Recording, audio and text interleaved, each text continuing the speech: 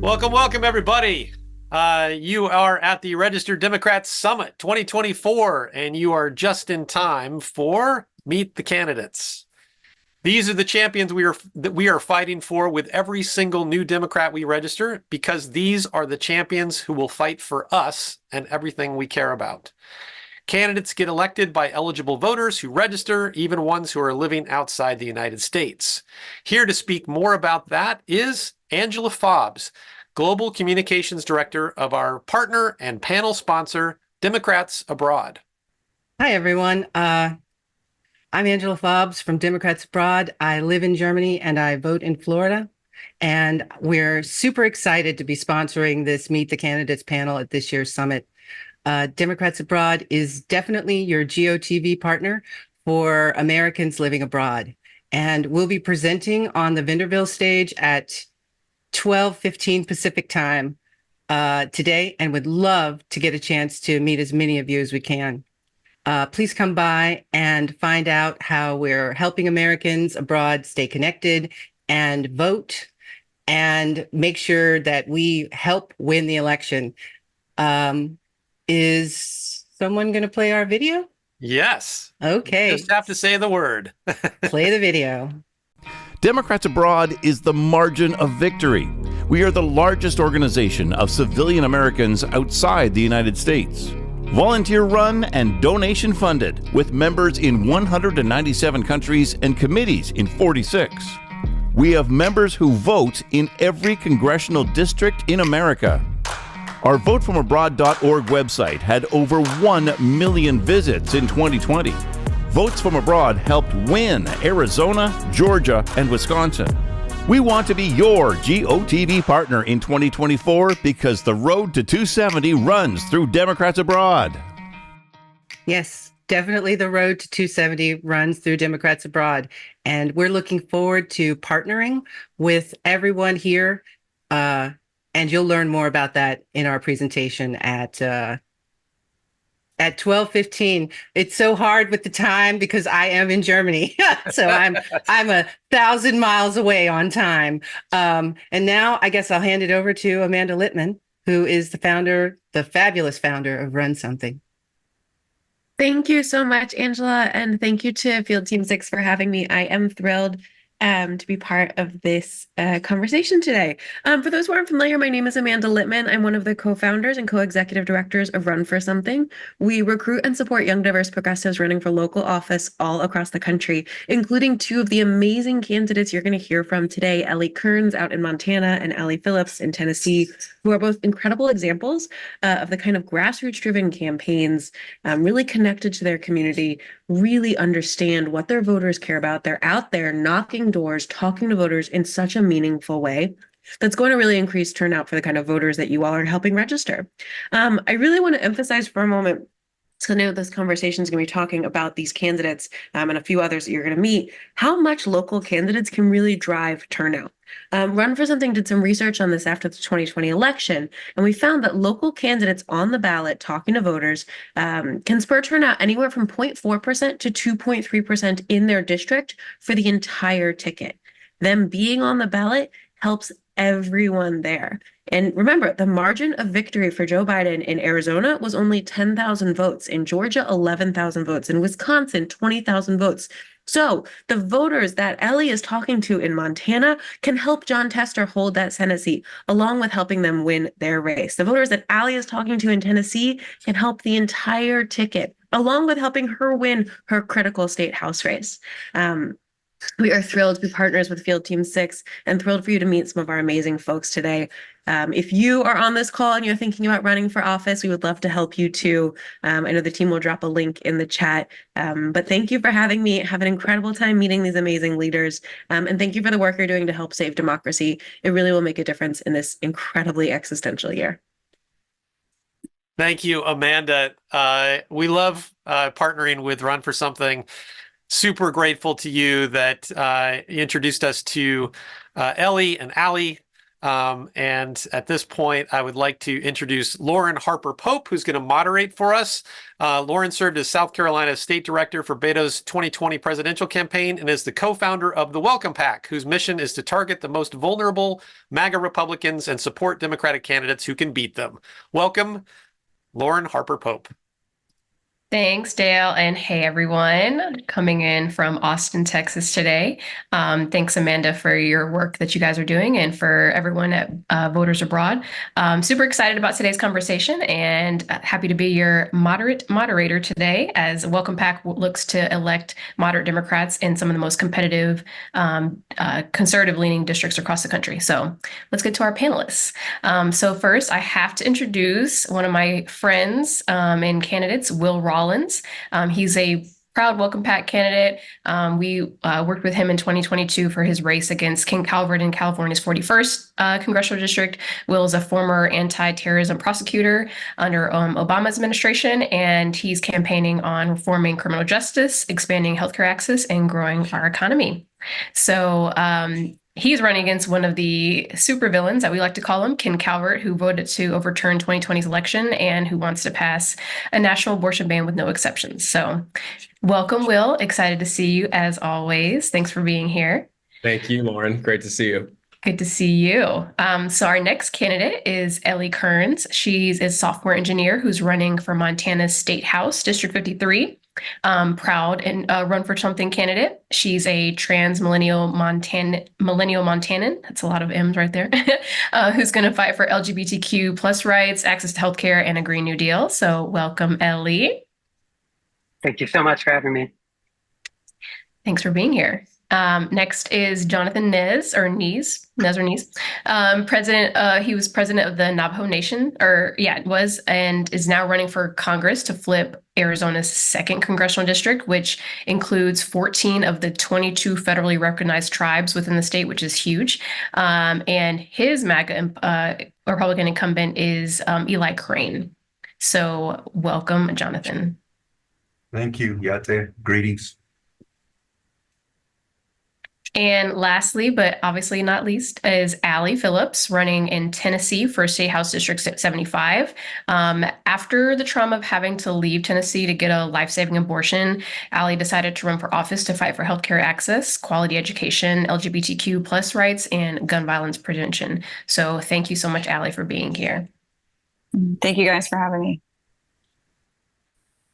All right, so before we get started, I have to mention that Field Team 6 has set up a text bank into each of your districts to help register new Democrats who will vote for you. It's a free BYOP text bank, and it's active right now. I guess BYOP is bring your own phone. That's the first time I've seen that, so it took me a second to catch that.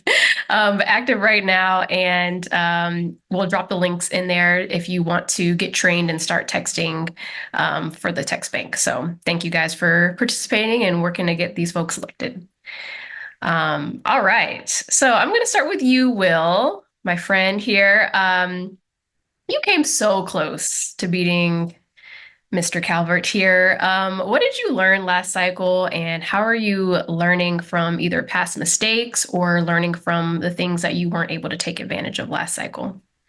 Well, yeah, great question. And it's great to see everybody this morning on the Zoom, and very grateful to Field Team 6 and to you, Lauren, and WelcomePAC for all of the support, both in 2022 and this year when we'll finish the job. And I always like to share the story about what I learned during my job training experience on the floor of the House, because I've been flown back for new member training in 2022 after I was up by more than 10,000 votes on election day. The party thought I won the election. I was literally on a tour of the House chamber led by Speaker Pelosi and about 18 other people who really won their elections to Congress when I got an alert on my cell phone telling me that I'd lost. So if you've ever been fired during a job training experience, you can all relate very much to what I was going through. But we did learn a lot in that first run. My background is in counterterrorism. I was a federal prosecutor for 5 years, helped some of my colleagues colleagues in Washington tracked down the people who attacked the U.S. Capitol on January 6th, and impulsively after that got pissed off at Ken Calvert, who voted to overturn the election and called for dropping charges,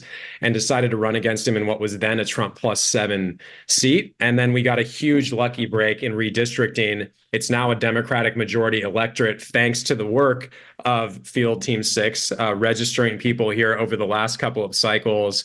And I think that trend is only going to continue in California 41. So, we know that there is a durable coalition in the middle. We ended up being the only Democratic challenger in the state of California in 2022 to win independent voters. And we lost about 1% off Biden's vote share in this district in a state where we were losing Biden +13s. So I think, one of the most important lessons that I learned the first time doing it is if you go into the unfriendly rooms that you think, the Republicans in there are not going to hear you out, that they may have a stereotype of you in their mind, do it anyway, because you'll be surprised. And I've had a lot of great experiences this cycle reaching across the aisle, honestly, with regular voters and having enormously positive interactions with those people who are very upset with MAGA, who don't want Marjorie Taylor Greene representing them in Congress, or her ally, Ken Calvert, who gets her money, right? I mean, there's all these folks who I think don't recognize the modern GOP, and a lot of independents certainly are fed up with the extremism on the right. And so I think focusing on, kitchen table issues, talking about lowering costs for working families, bringing more infrastructure and public transportation to our district, and not letting MAGA try to run on these issues where they think they have the high ground. They think that if they talk about border security, everyone's going to panic and break their direction. Well, no, because they just killed a bipartisan border security bill that was one of the toughest in a generation. And we as Democrats who are in the middle can talk both about border security and a humane immigration system, because that's what most Americans want. They don't want to see kids separated from their parents. They don't want to see folks who are kicked out of the country who've grown up here since they were 3 years old, right?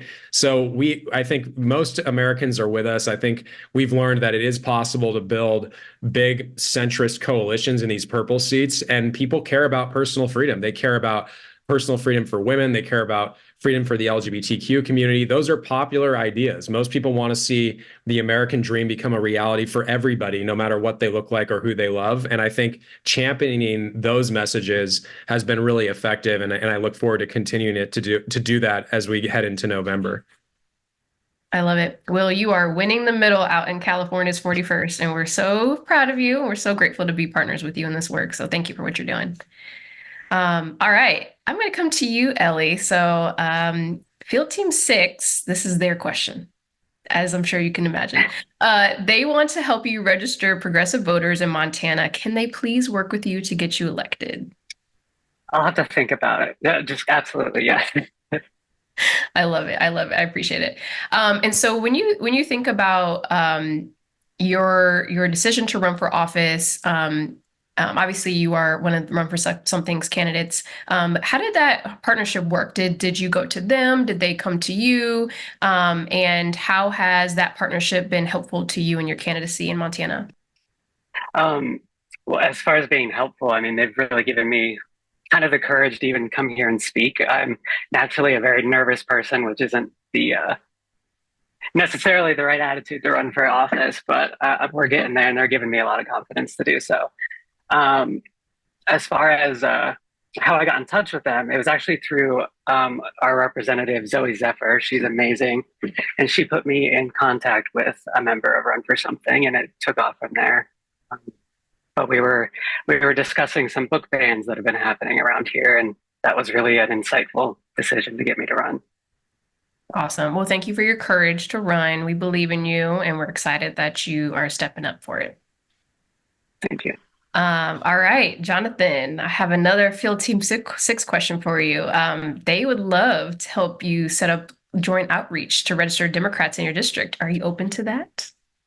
Absolutely. The more teams on the ground, the better it is for people registering to vote. As you know, in Native American communities, we don't have much of the infrastructure needed to register folks to vote and even bring them out to the polls. Even transportation is needed to bring folks to the polls. And so we're excited about the opportunity to partner up with many organizations, including Field Team 6. I love that. Going into that question a little bit further, or that concept or that topic a little bit further, obviously, like we mentioned before, AZ2 has 14 federally naturally recognized tribes. As the former president of Navajo Nation, what are some of the challenges that your district has that you don't think other districts necessarily have, and how are you overcoming some of those challenges with your obviously depth of understanding and insight into how to reach different voters in your district? All right, great question. As I mentioned, the infrastructure, the electricity, the broadband telecommunication, it's not like they can get online, especially some of our elders in the most rural parts of our district. And so you got to have the paper registration and actually bring them out to events. And I think by Field Team 6 and other organizations coming together, I think we could be able to bring a lot of those elders and those that live in the rural parts of our district to events to actually register to vote. And I see that. And of course, once elected into Congress, that's what we're going to focus on, is bringing infrastructure into the rural parts of America, including rural parts of Arizona, expanding broadband and telecommunications so it is much easier for folks to register to vote and participate in politics. And of course, in order to do that, you need electricity. Believe it or not, 30 to 40% of our Native Americans, especially Navajos, don't have electricity or running water. And we have to continue to raise that awareness. In the most powerful country in the world, 30 to 40% of our Navajo people don't have running water. Those are huge. And thank you for bringing light to those subjects so that everyone here can do what they can to support not just the Native American people in your district, but everywhere. So thanks for your public service in that realm as well. All right, I'm going to move over to Allie. You are running as an unapologetic progressive in a very red state like Tennessee, but it's also one of the birthplaces of civil rights movements, of the civil rights movement, and has a tradition of passionate activists. Can you tell us about your experience with passionate activism? Yeah, so first I want to say this is all completely new to me, the activism side, the political side. But I think something that we're seeing here in Tennessee with activism is what we've been needing and wanting for a very long time. You guys may have heard of the Tennessee Three. We got both the Justins and Gloria who stood up against our supermajority for gun safety, wanting to have some sort of gun legislation after another mass shooting unfortunately happened in one of our schools in Nashville. And we are seeing more people step up and not be afraid of speaking out. And I think that is the big push, but it's inspiring to see so many here not being afraid anymore and saying, you know what, we're sick of this and we're going to do something to change it. I love that. So another Field Team 6 request. Field Team 6 is, working with activists in Tennessee to register new Democratic voters. Are you open to connecting them with your campaign and helping register even more Democrats in your district? Absolutely. Yeah. Awesome. I appreciate that. And I'm gonna reverse it back in the direction in which we came. So Allie, I'll ask you another question. What do you see as the biggest challenges in your race, but also the biggest opportunities of your race? Can you talk more about what does it look like from a landscape perspective and where you think people may not be thinking about in your race? So my district specifically is a newly redrawn one. I'm Western Montgomery County, so I have a little bit of Clarksville and then I have a good bit of rural area. So I am facing a lot of the constituents that don't have great internet access, aren't really involved in politics because they just, one reason or another. So getting out to the dirt road, the grassroots constituents, but also my district holds Fort Campbell military base. And that's another struggle we're going to face, is finding the constituents that not only live here, but may be deployed and voting absentee, or the ones that live here and haven't registered here, like getting them to register here instead of voting in their, state. Like, there's just a lot to figure out when it comes to the military base. So that's going to be hard. I will tell you, just from getting petition signatures, I knocked my neighborhood, and out of 50 doors I knocked in like a 4-hour time frame, only 8 were registered voters. So that was a real eye opener. And I think that's going to be an uphill battle, is getting people to actually care. Because down here in Tennessee, you hear a lot of, why should I care? It's a red state. My vote doesn't matter. It 100% does. And when 100,000 people have that same thought process, that's what put us in a red state. Tennessee used to be a blue state. It was up until 2011 that it switched. So it wasn't too long ago that we were a blue state. So we can get back there. It just takes people needing to care. The care, absolutely. Thank you for that. I'm going to come back to you, Jonathan.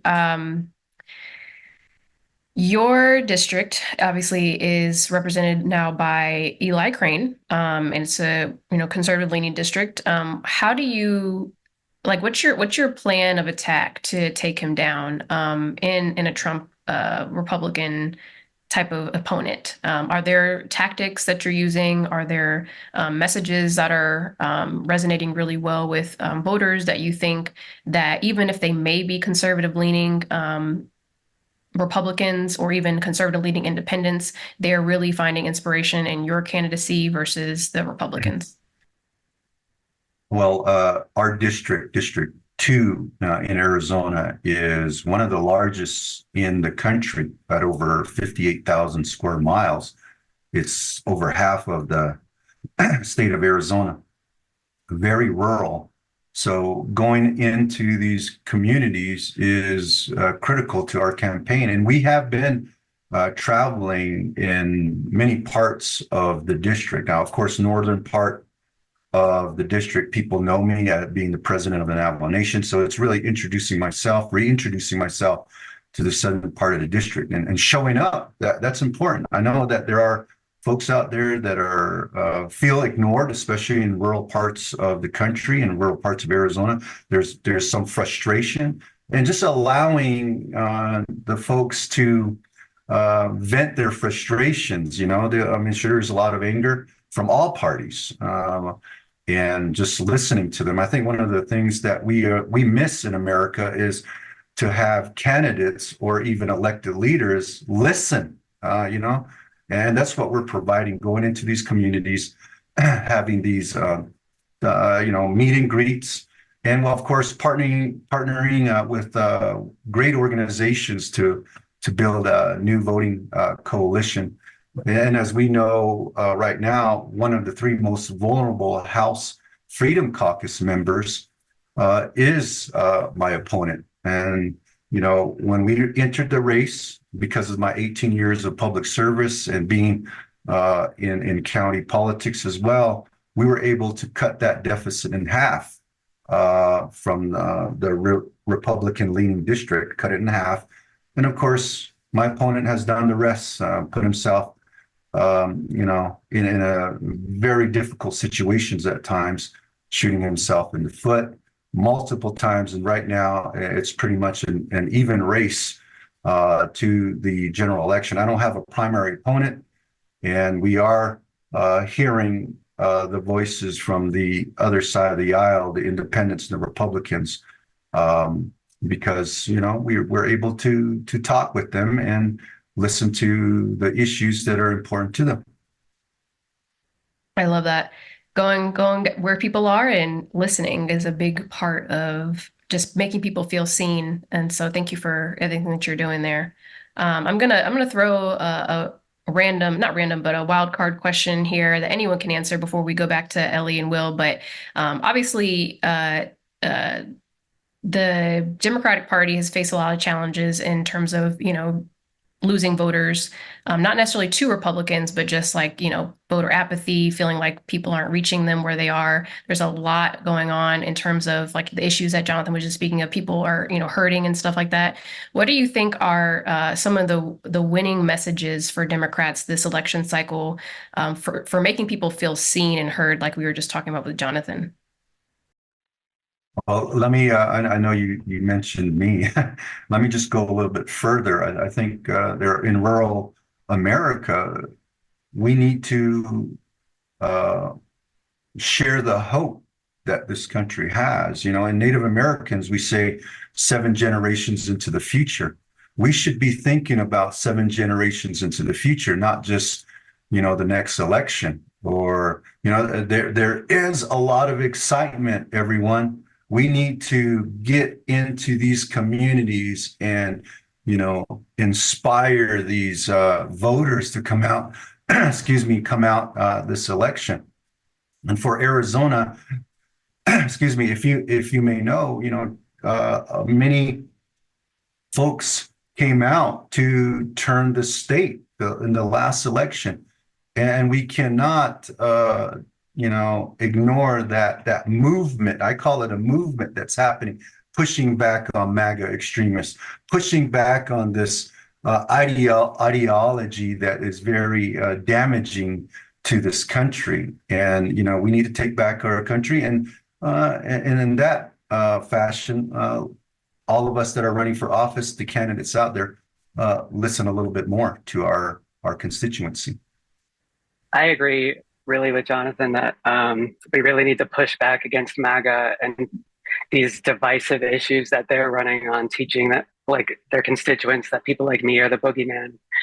We're not, and we should be really focusing on the messaging of how we can help people, like especially in Montana where we have such an income inequality issue and a housing crisis.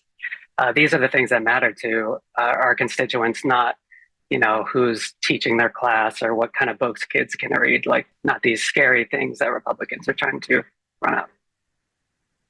Yeah, I agree with Ellie and Jonathan. I think both of those are such important messages, keeping it focused on the future, optimism, hope, the contrast of our forward-looking message versus a campaign at the top of the ticket from the other side that's going to be about retribution and revenge. And I just think that the American people really want leaders in Congress and at all levels of our government who are going to focus on solving problems. And that's really what we need government to do is solve problems when they can and get out of the way where they're not needed, like in our bedrooms and our doctor's offices, right? So I think that message is really, really important. And I like what Ellie said too about equality and freedom, because if you look at the contrast between what MAGA seems to be obsessed with culturally versus the realities of what equality and freedom do for our collective economy and national security, I think we win so many more voters. And I think about my own life experience of being closeted when September 11th happened, wanting to enlist in the military, seeing stories about Arabic linguists being discharged under Don't Ask, Don't Tell, and the military losing somebody who would have otherwise enlisted but for that policy. And so I think that's the kind of discrimination that keeps qualified people out of our military, that actually hurts not just the LGBT community, but every American. And I think that, the far right's obsession with telling women when they can and cannot start a family, that doesn't just hurt women, it hurts every American. It makes our economy weaker. It makes our national security weaker. I'm running against a guy who voted to make it harder for women in the U.S. military to get access to reproductive health care. And I think most Americans don't want it. We gotta really, I think in these purple seats in particular, drive home the message of what the far right has done to our military and our veterans, because Americans in both political parties and independents really want to see our veterans taken care of. And a lot of the culture war issues and the economic rhetoric from the far right has affected veterans disproportionately in a lot of different contexts. Voting in my case, Calvert voted to cut $2 billion in funding to support veterans health care, right? And also voted to strip veterans access to housing. They had housing vouchers that he cut, putting them at greater risk of homelessness. And I think those are other messages that I think help bring more people onto our side of the aisle come November. And I think, agree with what the other folks have said on the Zoom too. Those are really important messages. I love that. Taking a pause here to request donations. If you guys believe in Will and Ellie and Jonathan and Allie, just taking a minute to say, make sure you donate to their campaigns. They're doing some really awesome hard work, and they have the courage to go out there and do it. So let's make sure that they have the support and the funding that they need to do those things. All right, back to our regularly scheduled program, back up here. All right, I'm gonna come back to Ellie. You were mentioning some issues like housing. What are some other issues that you're finding that people in your district are really struggling with? And perhaps are they different from, you think, other issues that maybe people in other states are experiencing, or are they more general and broad? What we have right now is a housing tax that Gianforte, our current governor, that he imposed that is incredibly unfair to the income brackets. Like he, for example, paid 7%, while his neighbor paid upwards of 49% taxes, and he is a multimillionaire.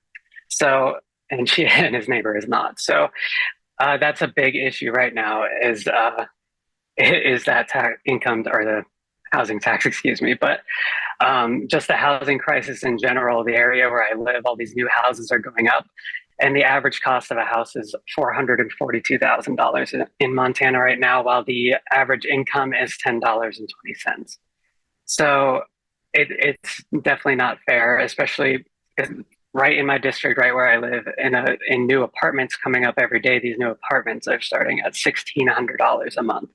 And so when you're even making $15 an hour, even $20 an hour, sometimes it's not enough to pay those rents. So there's a lot of inequality around here. Yeah, that's rough. I'm sorry to hear that, but hopefully that you guys can make some change with that very soon, because we don't want people hurting like that. All right, back to Will. Your district does have like some variation in like ideology. So you have maybe some more progressive stuff in Palm Springs, and then less progressive stuff in other parts of your district. How do you win the middle, as we like to call it, with WelcomePAC, to really bridge the gap and bring people in without making people feel like they don't belong in your camp? I think there's a lot of areas where we have consensus, actually, especially when we take partisan labels out of the conversation. People are much more open to listening. And I also just think at a fundamental level, Congress has been broken for a long time, not just the past few years, but a long time. And money in politics has been a huge part of the problem. And so I've tried to focus a lot of my messages around reforming the system itself, because I think the public, and all the polling backs this up, people are angry at DC. And when there's that level of anger, but no way to vent into actual change, we see it spill over into MAGA, right? And I think we have to offer an alternative to MAGA, which means fixing the system. I think that means, ending Citizens United. It means getting corporate money out of politics. It means term limits on members of Congress, so you don't have the same people there for 4+ decades.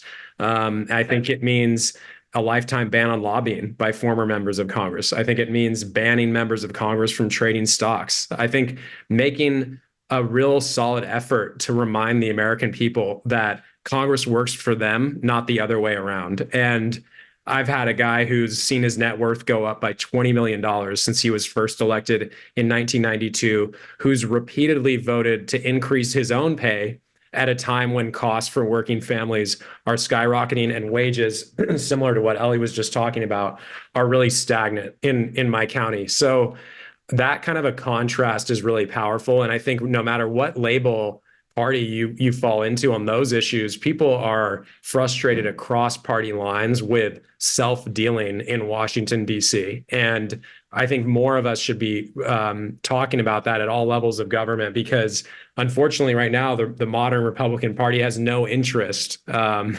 in solving a lot of that, and Democrats do, and they come forward. Not all of them, but there are a decent number of Democrats who would support those kinds of proposals, and yes, there are even some elected Republicans. They're few and far between now, but there are some out there who you can partner with and try and get those reforms done. And I think that's an important message for winning the middle.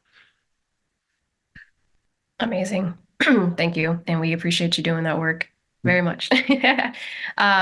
So one of the things that we talk about often in our Welcome world is there were only 5 seats that kept Democratic majority in the House.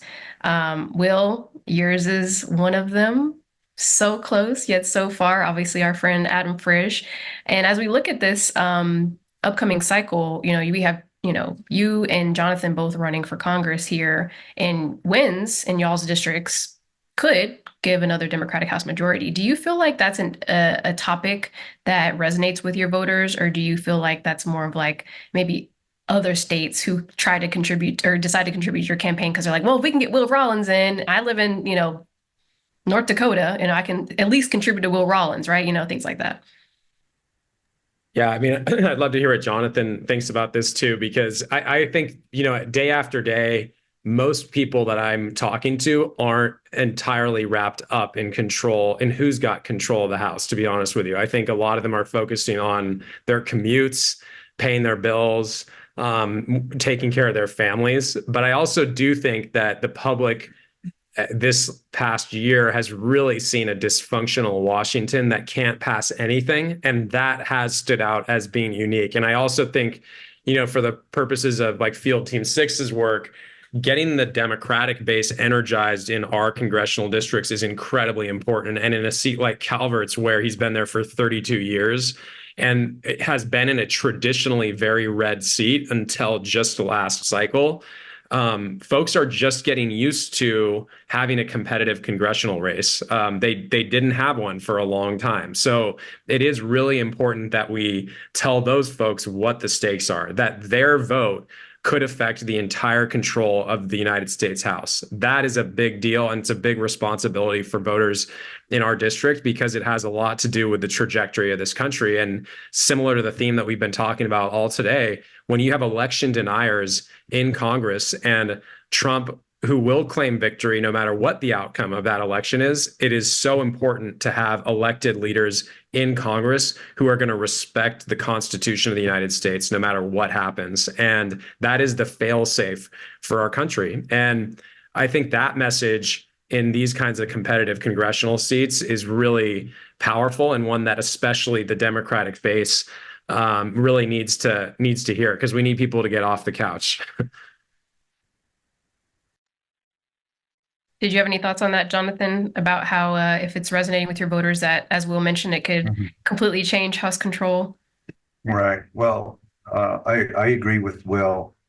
As I'm sure the same thing he's heard too, callers all across the country. First thing is like, Congress is broken.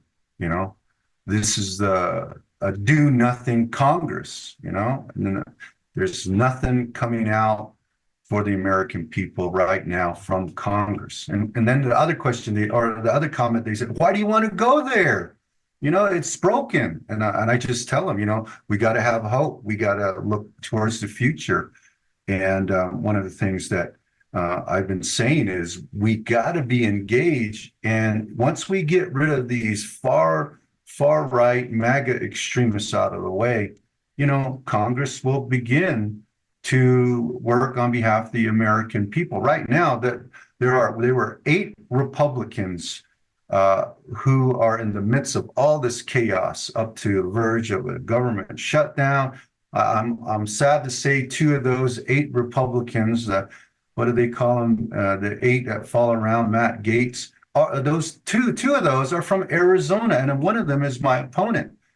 And, what I tell folks is that, I am wanting to bring a different voice to Congress. There is a voice my voice that has yet to be heard, because I am vying to be the first Native American to be elected from Arizona to Congress. And as we all know, Congress should look like America in diversity. And of course, yeah, I'm a Native American. I've been a Native American emphasis policy-wise and being in elected leadership for a while. But there's a saying in Native Americans that we all are five-finger beings, you know? We're all human beings. And so when elected into Congress, I will be advocating on everyone. And that means Republicans, independents, and Democrats, Christians and non-faith folks, and every aspect of America, you know, we'll be advocating for. And you got to have hope. And I think we all have hope, and we have to be engaged. And you've heard, I'll end with this. You've heard this before, I'm sure, every election, ladies and gentlemen, and that is on the call today.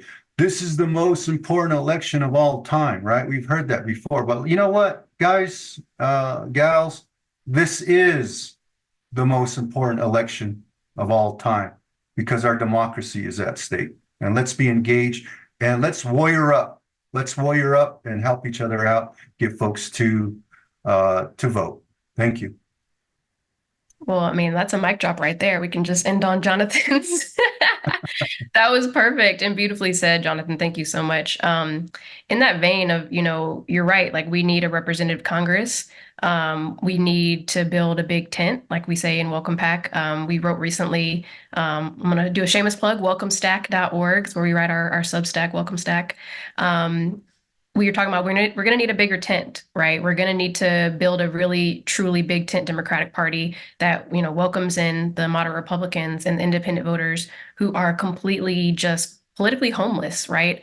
They don't feel like they fit in with MAGAism. They don't believe in President Trump's, you know, incredibly divisive and scary rhetoric on, you know, people in this country. So we're going to need a big tent to do what Jonathan just mentioned and preserve what we've all cherished so long as Americans. So I think we have time for just a couple more questions. I'm going to go to Allie and Ellie. You guys are, you know, running for local office, and, you know, young people running for local office and in the run for something vein. What advice and encouragement would you give to other people who either are on this call or don't know anything about this call because they're not necessarily incredibly engaged voters, because that's a lot of people. What would you tell people who are, you know, wanting to make a change in their communities about, you know, why you decided to run for office versus serving in a different capacity of public service, whether it's, you know, just being a community leader or whatever? Why would you implore them to run? I can go first if you're okay with that, Ellie. Mm-hmm. Okay.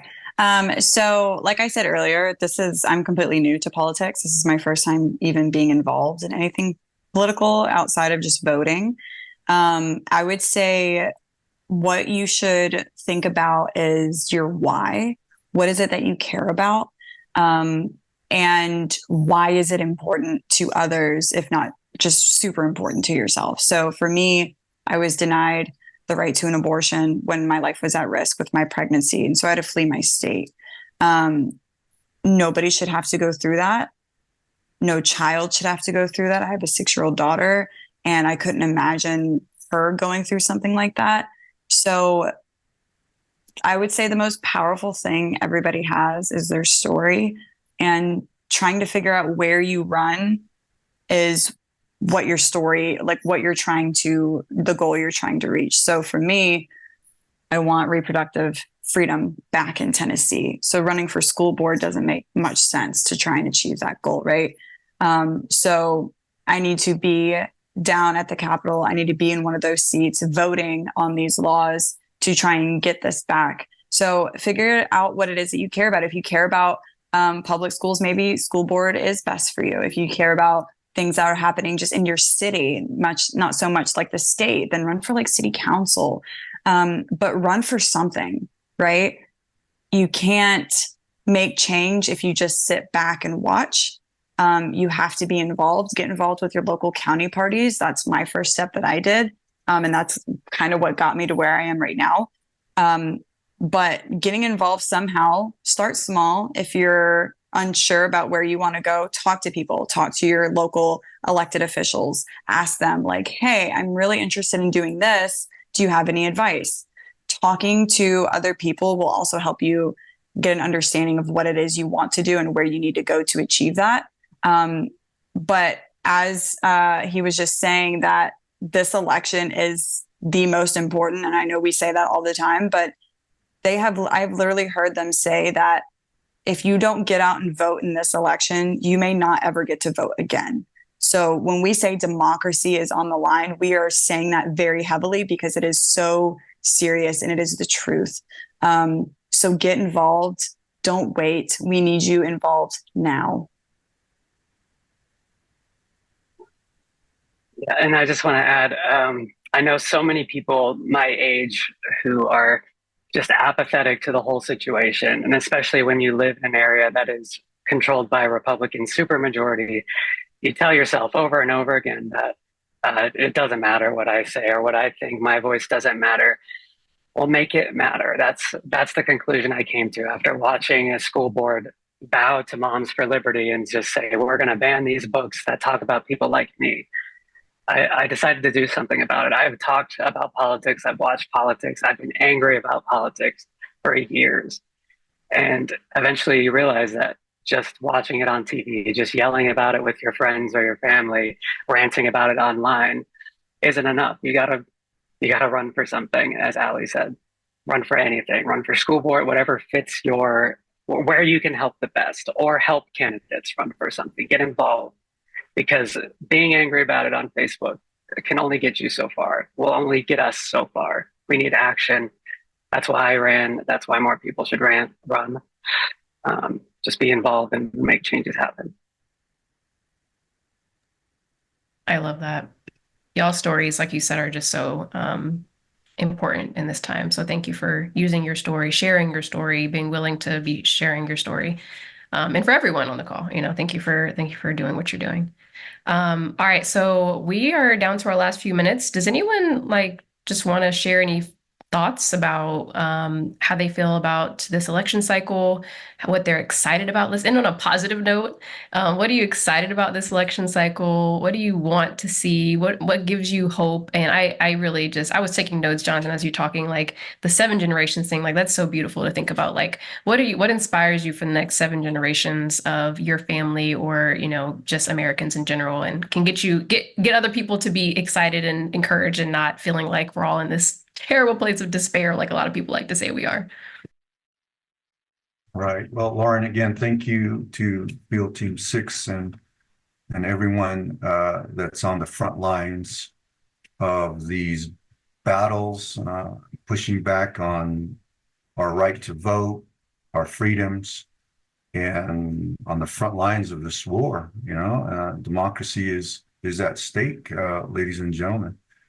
And being a indigenous person in this country, I've seen, some difficult times. Every ethnic group, every nationality has gone through some very difficult times, but we also have overcome. We are overcomers, and that's what's great about us as 5-finger beings, human beings, and Americans. We're going to overcome, and we're going to continue to move forward into the future. And we have to stand up, though. We have to stand up for what is right and to push back on this negativity and this ideology that is not for us here in this country. We are the United States of America, and people are looking up to us. But when people turn on the television, I'm sure other folks throughout the world shake their head. But I know we can make a difference, and that difference is voting. And I appreciate Field Team 6 and many other organizations, encouraging our people to participate in elections, do their civic duty. And I see a great thing. I'm very hopeful. I know there are folks out there in this country that say, we're going downhill, but I am hopeful. Look at what happened to our neighbors in New Mexico. Deb Haaland, the first indigenous person to be elected into Congress in New Mexico. Now she's the Secretary of Interior. So there's hope, and there's hope for our country. And I love you. I love each and every one of you, and I appreciate the opportunity to be on the call, on the Zoom. Thanks. I'd love to add to that. Thank you, Jonathan, for everything you're doing. It's incredible, the work that you have done and will continue to do. So I am inspired by you. So thank you. I want to say, wherever you guys are tuning in from, I'm in Tennessee, and something that is said a lot is that we are a red state. We are the deep red South. And that could not be the furthest thing from the truth. We are not a red state. We are just not a voter turnout state. There are plenty of Democrats in Tennessee that just have lost hope. So I think getting out and talking to your neighbors, talking to your friends, and letting them know, like, hey, we can win this. We can win this back. We can make good change, but we've got to show up and we have to care. In Tennessee, there are 99 seats, and 12 of them are held by women, and 3 of those women are Democrats. So we are grossly underrepresented in our House, me being a Democratic woman. And so if and when I win my race, not only would I be adding to that list of women, but I would also be the youngest woman in the House and the only mom with a school-aged child in the House. So I'm bringing a different kind of representation for moms, working moms all across the state of Tennessee. So my biggest thing is encouraging people to just remember that we have this right to vote. Women have to remember we didn't used to always have this right. So exercising your right to vote is so important and so vital in these types of elections, small, like city council, state house, even Congress, up to the president. Every election matters. If you can get 10 friends to ride with you or to go with you, and then they bring 10 more friends, like, make it a party. Have like a group, like, go vote and then go get lunch and drinks together. Make it something exciting. Like, I literally make friendship bracelets for my campaign. 1, because I'm a Swiftie, but 2, because I want to make politics a little bit more fun for people. I'm on that age group of millennial Gen Z. So I'm a Zennial, if that's what you want to call me. But the Gen Z group, they're pissed, excuse me. And they are going to be showing up in numbers because of what is happening with the lack of bodily autonomy, the lack of making any sort of progress on gun reform here in Tennessee. They're not happy, rightfully so. So if I can make somebody smile with a friendship bracelet that says, like, I have equality on here, I have LGBTQ on here, like Black Lives Matter, I have so many different things for everybody. And if a friendship bracelet makes them go out and vote, then I did a good thing. So politics can be gross. Politics can be frustrating. There's a lot of anger that comes with it for me. So giving people a purpose, showing them that, hey, there is greener grass on the other side. We just have to get there. And I think we can flip seats. My district is one of the top 3 flippable in the state. So we're going to flip it, and we're going to push out the supermajority. We're going to get our rights back, and we're going to make really, really good change in 2025. I'm very confident of that. All right. Well, guys, thank you so much for being here. Y'all are incredibly beautiful, inspiring, awesome individuals. Thank you for running. Thank you for getting people into the electorate to be excited about running for office. So thank you for all you're doing. Again, plug. Donate to these people. Will, Jonathan, Allie, and Ellie, they need the money. They need the help. They need the support. Please give them the support that they need. Absolutely big hearts. Check out our work at WelcomePAC at welcomestack.org. We'd love to have you in our Substack universe and just talking about all the things that we want to see differently in Democratic politics. And I think I'm just handing it back to Dale here. Yes. Thank you, Lauren. Thank you so much. By the way, there are links in the chat. Like, there's so many links in the chat that it's sort of like a links chat. That's what it is. And by the way, yes, donating is great, and donating to Field Team 6 is great, and getting cupcakes is great, and all of that is great. But also, it doesn't cost you anything to follow these candidates on social media.